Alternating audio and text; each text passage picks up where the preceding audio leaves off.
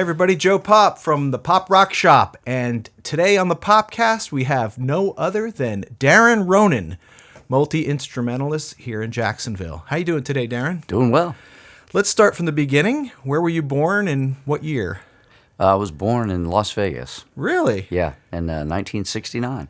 Wow, yeah. okay. Yeah, it was a good year. Yeah, my mom always said that she gambled and lost, and I was the consolation prize. Well, you always have a funny demeanor. Every time I see you play, you always have really good jokes and stuff like that, and we'll get into that. And what brought you to Jacksonville? How long were you in Vegas? Just a week. They actually. Oh, really? Yeah, Okay. they moved to Florida right away. So we, I think we came here when I was like 5 or 6 days old. Wow. So, okay. yeah. So, and you've been in Jacksonville ever since? Yeah, I've lived here ever since. Mhm. Wow. Okay. Yeah. And what was your first instrument?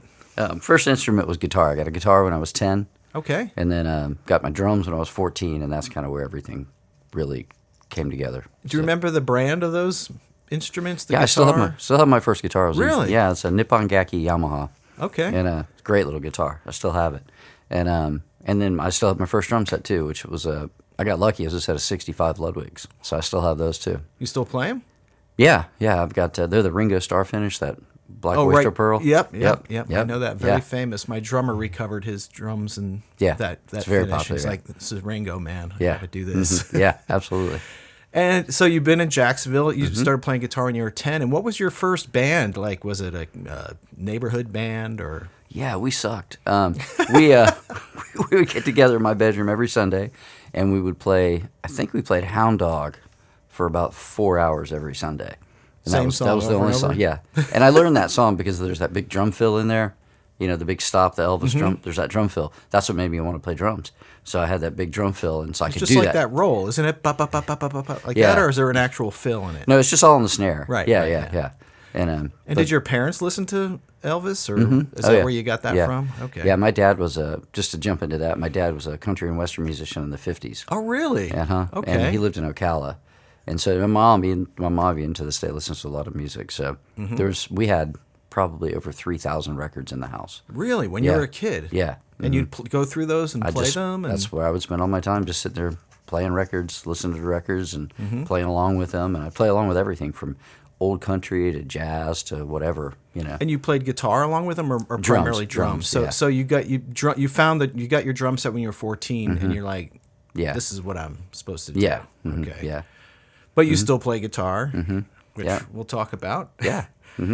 And when did you start playing live, like doing gigs and things like that? So you're like 4 years younger than me.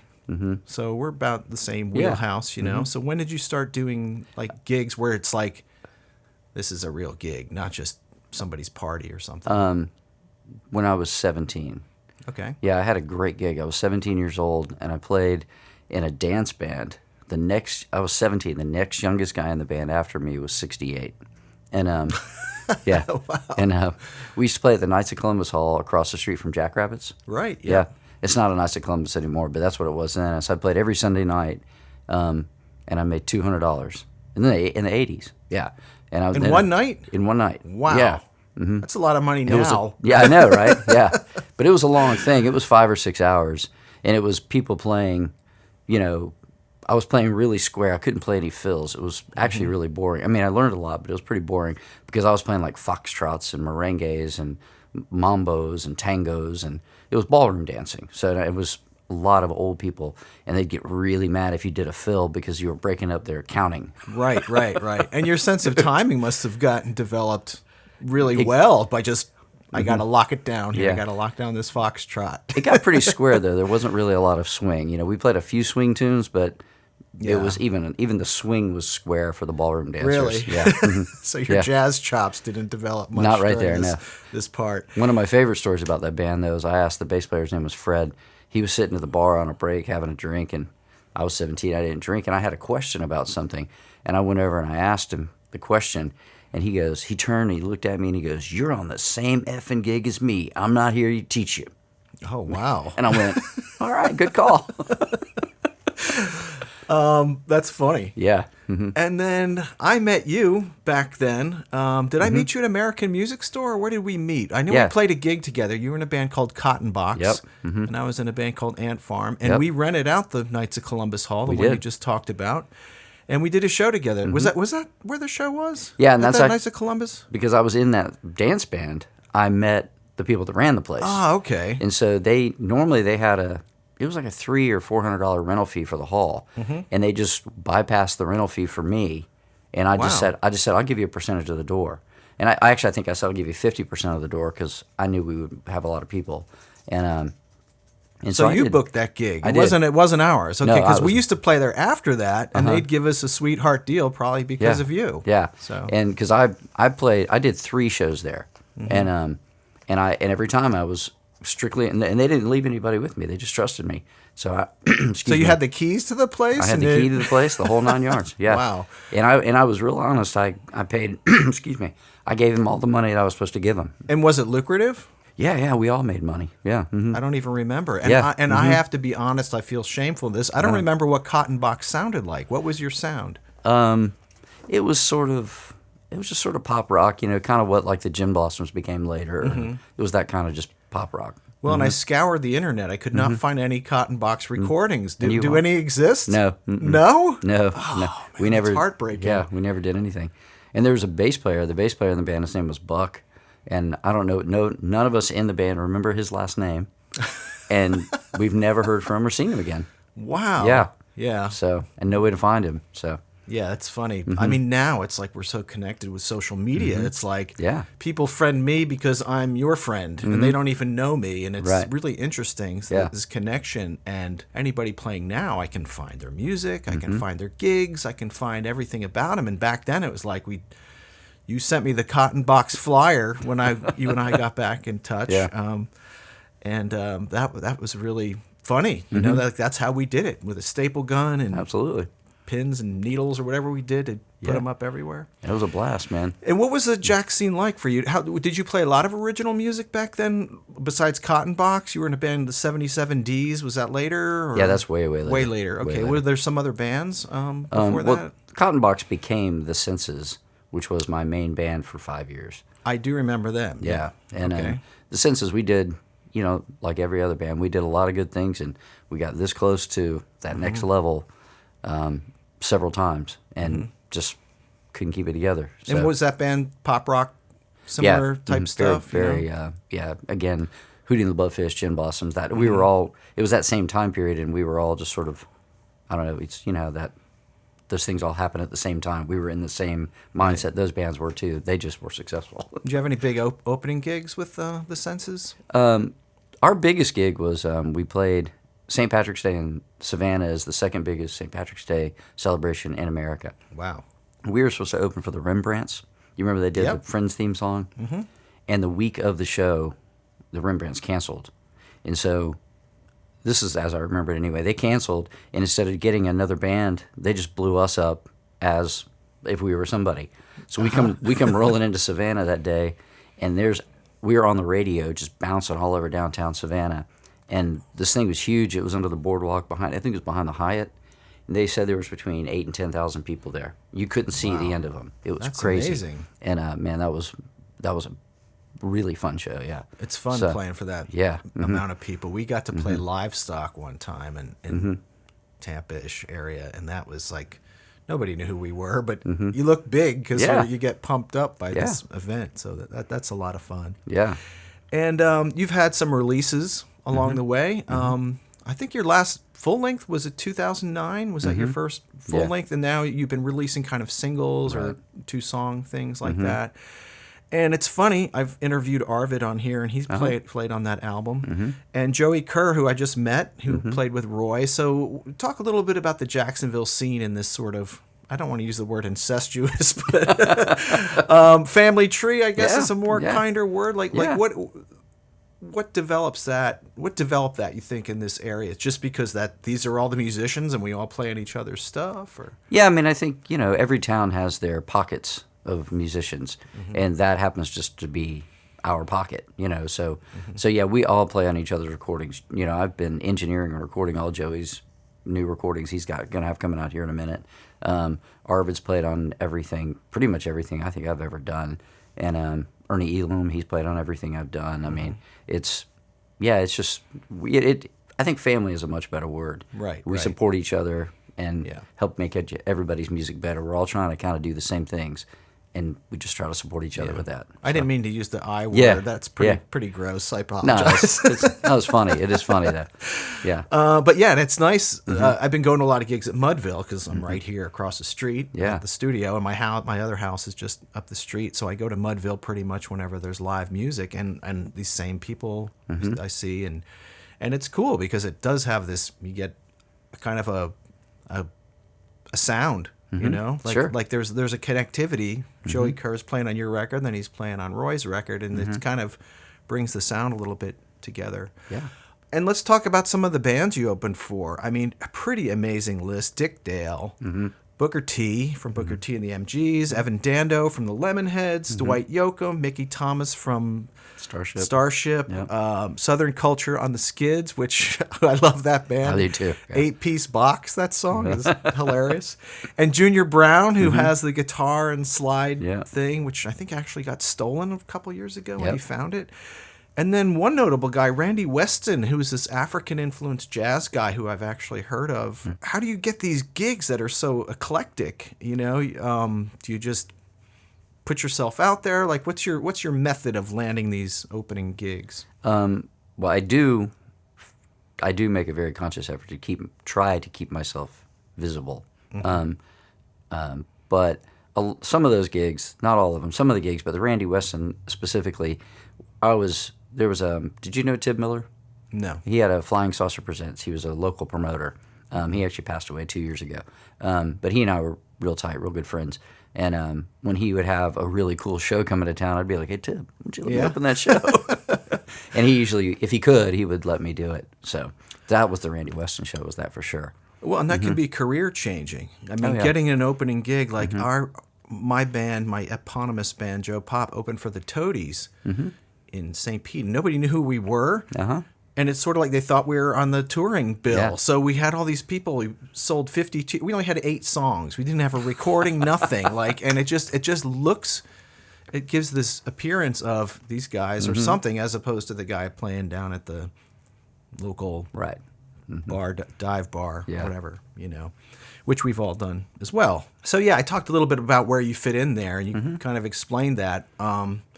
Now, you went to UNF, graduated 2002 with your music education degree, right? It was a music performance degree. Oh, it was a performance degree. Okay. Yeah. And you started teaching at St. John's Country Day School. You worked there for 7 years approximately. Yeah. And then you started your school. Talk a little bit about that whole process, like going to college after being a musician for a long time, because you didn't go when you were 17. You waited. I was 30. Yeah, well, that's it's hard to go back then, isn't it? Yeah, it was kind of bizarre because I was the same age as some of the teachers, so that was interesting to have that dynamic. And I never did any kind of school band like in high school or anything like that. So going from being just sort of a freewheeling rock and roll guy trying to figure it out on my own to going into this structured atmosphere like that was, I was really glad to be there though. I got a lot from it. I started out in the jazz program at UNF and discovered that wasn't really my scene. As much as I love jazz, that program wasn't my scene. And so I was going to quit altogether, and a great drummer named Justin Varnes, he goes, "No, don't quit." He goes, "Go see Charlotte Mabry." And he goes, "Just go talk to her." And I went over and sat and talked to her, and today she's one of my all-time best friends. And she's the vibes player? Does she play vibes? She plays all the percussion I know stuff. her name. Yeah. She played with the orchestra? Yeah, she was the symphony's principal percussionist for 30 years. Wow. Okay, and that's how I know her name. Yeah, she's a big deal and just the best person you'll ever meet. But yeah, so sitting with her and talking with her, she was like, "We can make this happen for you." And because she understood where I was coming from. And so that's how, I owe a lot to her. So did they tailor a degree to fit kind of like your taste? Or how did you get the credits if you didn't do the jazz? I switched out of the jazz thing into, well, it's just called a performance degree, but it was more classically oriented. Like I started learning how to play the marimba. Like I had never even seen a marimba in person. And so she taught me that, and I learned that. So technically it would have been more of a classical type degree, but I wouldn't begin to even call myself a classical musician. It was just that was the area that I learned in. So Cool. And I did some independent studies with her, learning how to listen to classical orchestras and how that stuff is built. And so she was amazing in helping me kind of get through that whole thing. Isn't it cool how one person can have that much effect on you? Absolutely, If you didn't meet her, you'd probably would have quit the jazz program, and who knows what your path would have taken. I would have quit UNF, so I would not have had a degree. I could not have had my job at St. John's Country Day School. I couldn't have my job at Grace Episcopal that I do now. And it would have severely hindered the teaching that I do in my own music school, because having that degree helps with a lot of aspects of what I do at the music school. So, well, it's validity, like, what do you do? I'm just a drummer guy. But having the degree is like that stamp of, of approval. Yeah. And that's, parents love to see that. They want the degree for sure. Yep. And let's talk about your school. You opened that for what reason? I know you're a really caring, generous dude. I always see pictures of you teaching kids. And there's kids around you beating on stuff, and you're sitting there with a big smile on your face, and you must have an incredible amount of patience. I'm just deaf. That's to open a music school. I had been working at Nice Music in Orange Park for, 20 years or something. And how long was it actually? Yeah, so around 20 years. And my wife had a spot in Riverside for her photo studio, and she was thinking about letting that spot go, but the rent was really cheap, and Nice Music was getting ready to close, and I was like, well, this rent's cheap. What if we just build it out and do a music school? So it was just sort of an opportunity. Things came together, and so we just said, let's just do this. And it wasn't really expensive to build it out and make it all happen. It was an opportunity. We just took it, and here we are 14 years later, which is pretty incredible. Wow. Yeah. And you were probably the initial teacher, and then you hired some people right away, or you kind of waited for it to get rolling a little bit? No, I knew I needed other teachers. I modeled how we started what we do after what was happening at Nice Music. Nice Music, we had, I don't remember, 8 teachers or something like that. In the heyday in the 90s, before the internet and all that, we had about 500 students a week that came through there for all of the teachers at Nice Music. So I figured, well, if I can get to 200, I could have a school. And so I kind of modeled it after that. So we have. And what was Nice Music? I don't remember that store. It used to be called Nice House of Music. Okay, and it was a retail store. Yeah, instruments, retail. And then we had lessons in the back. Yeah. And you gave lessons, or you worked there as a retail? I worked salesman? there. Yeah, Ernie and I kind of managed the place, and we also taught. Okay, so you did jack of all trades there. Mm-hmm. And your school now, what are some of the things you teach? Obviously percussion and drums. And Yeah, we have 13 teachers, so we teach voice. Wow. Yeah, voice, ukulele, guitar, bass, cello, trumpet, trombone, clarinet. What have I not said? Piano, violin, viola. Yeah, I mean, we teach, all the primary stuff that you're going to hear about. That's great. I don't have an oboe teacher, though. A double reed's tough, man. It's got to really be patient with that. Yeah. No recording program or hip-hop program or anything like that? No. I do recording in the back, but I just do that for me and my friends for fun. I've tried to get some recording lesson things off the ground, but I just haven't been able to make it catch fire. So Yeah. You gotta and you gotta kind of gravitate to what's paying the bills, I guess, right?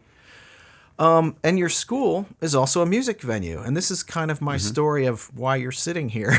So I came to your school to see Tommy Stinson, and I'm like, what the heck with Underbelly and Jackrabbits and Rain Dogs? Why is he playing it at this music school? I talked to Scott Luthold. I said, hey, I'm going to see Tommy Stinson. He's like, yeah, tell Darren you need some of his bourbon or something.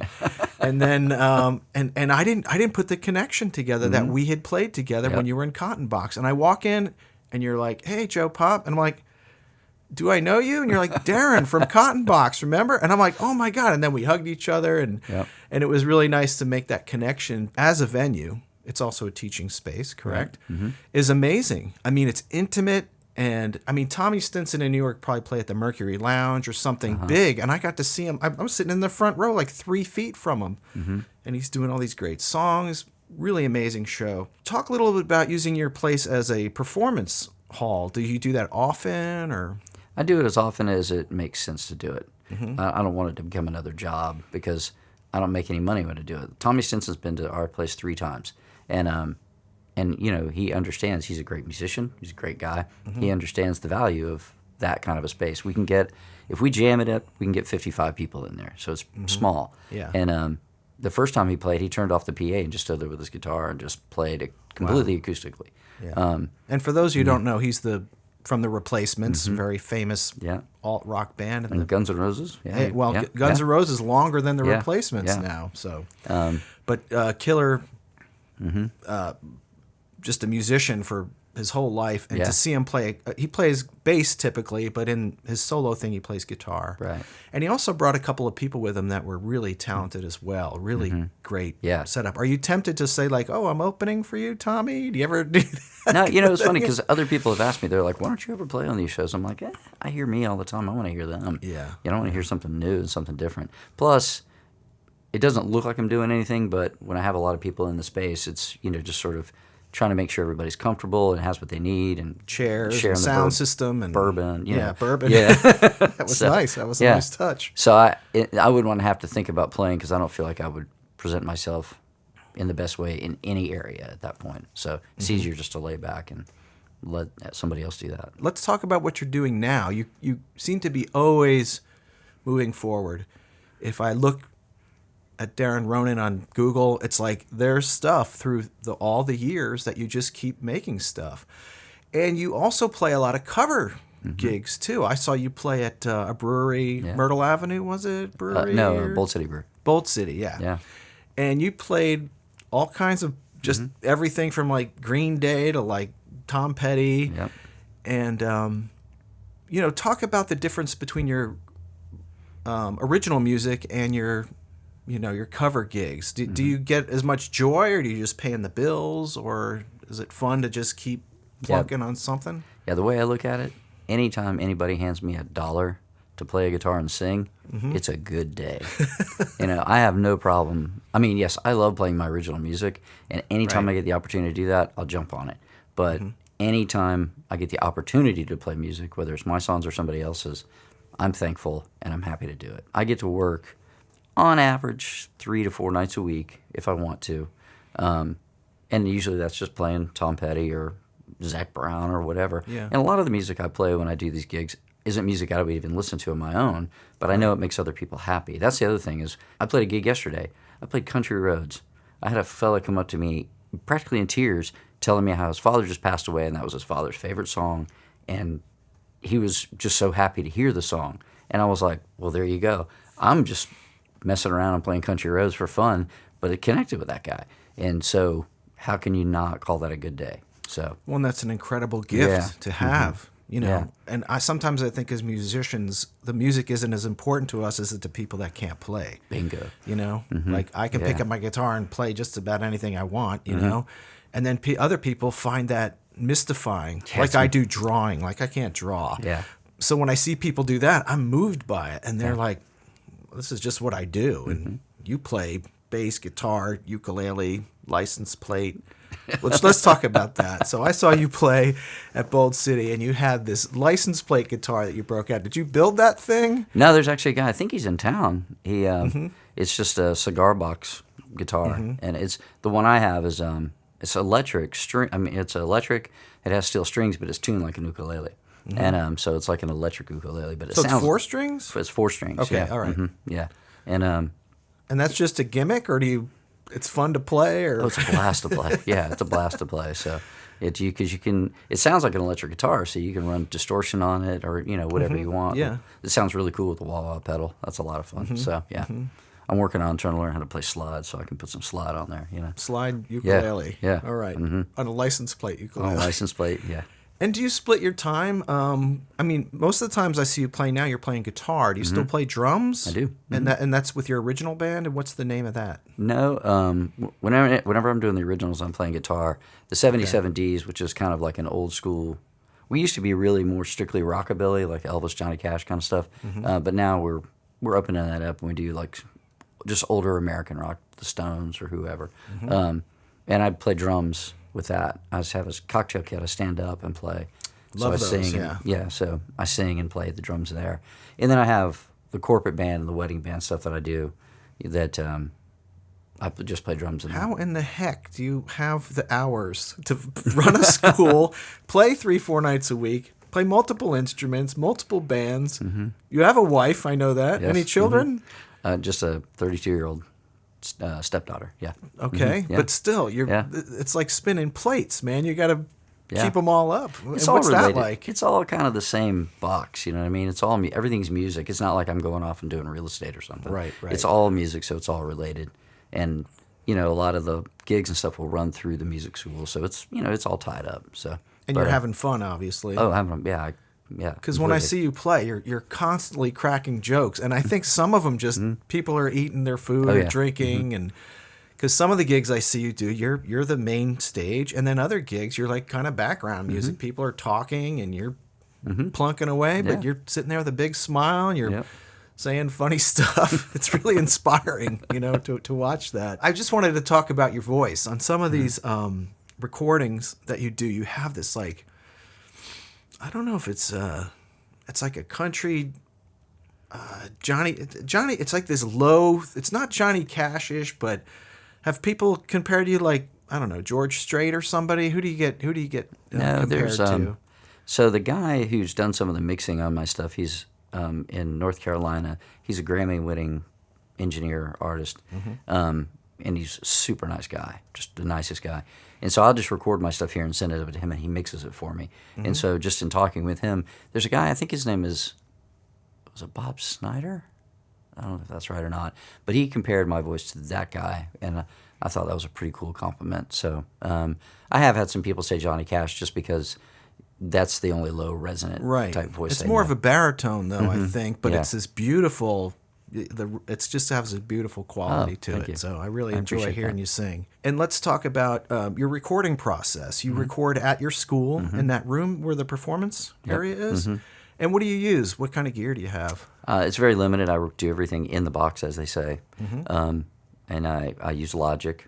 And and so the process is usually I'll just sit and with a click track and just record the rhythm guitar. That's always kind of the starting point. And then I'll put a scratch vocal on and just start building out from that and getting Arvid or Joey or Ernie or whoever to come in and just start adding their magic. So, and what kind of interface do you use? Anything fancy? No, it's just a Focusrite, a Scarlett. The 2i2 or something, or the 18i. Yeah, okay, that's a good one. Yeah, a lot of inputs there. Any specific mics that you gravitate to? I have two Audio-Technica. I think they're the 4050s. Yeah, those are great. Yeah, and they're just all purpose, and I can do acoustic guitar, I can do vocals, I can do anything. We have a teacher at the school, a guy named Justin, and he's amazing. He builds microphones, and so he loaned me a microphone recently that he built, and it's kind of modeled after a Neumann, and so I use that to record some stuff, some vocals, and that thing sounds really rich. Nice, so, yeah. Well, those 4050s, we had a pair at the college where I worked, and you can put them on any horns. People like, and anytime somebody says I'm recording like a German zither, I was 4050, like, because I know it's going to cover it. So, but the gear is something I'm really into too. So, what's the future for Darren Ronan? Your any new ideas, bands, albums coming out? You've been releasing singles. Any ideas to do a full length again? Or? No, I'm just going to keep doing the singles. I like doing the singles. It's a little bit of an internet game too, because when you release the singles, then your name appears that many times. If you put one album out, you only get one hit. So on Spotify, you get one picture, whereas with the singles, you get so it's kind of gets you a little more awareness. But now I've got a bunch of songs I've written that I'm now in the process of just trying to get recorded, and I'm just putting them out. It's really, I would take any kind of fame or fortune if it came, whatever. But at this point, it's really, I want people to enjoy the music. I hope that people like the music. It's really just about self-satisfaction. It's the thing that makes me really excited to get up every day when I have a song that I've written that I think is good. It may not be, but I think it is. And then I have the opportunity to go put that together. I get really excited about that. So, isn't that the cooler thing about being old? Like when I was young, I was chasing the record deal, and I had a manager say, "Your bass player shouldn't sing," and I'm like, "Martin, you can't sing anymore." It's like, okay, I don't care. But I'm like, I told my bass player he couldn't sing in my band, our band. Yeah.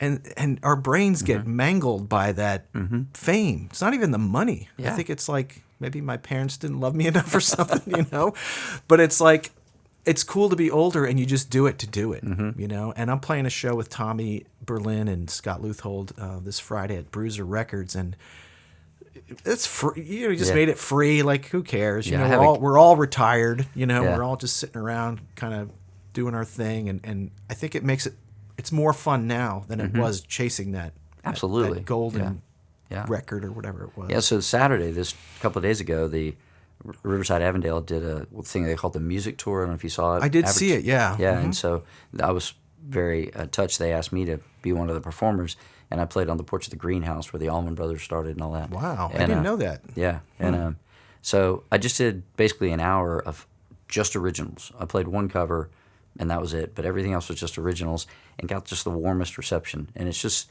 but again, I wasn't looking for the ring of gold or anything. It was just they're playing the songs. I hope people like them, and it was just a really good atmosphere. And when you get that warm response, that's the satisfaction. That's why we do it, right? Yeah, absolutely. Yeah. All right. Yeah. Well, thanks a lot, Darren Ronan, Thank for you. being on the Poppcast. Yeah.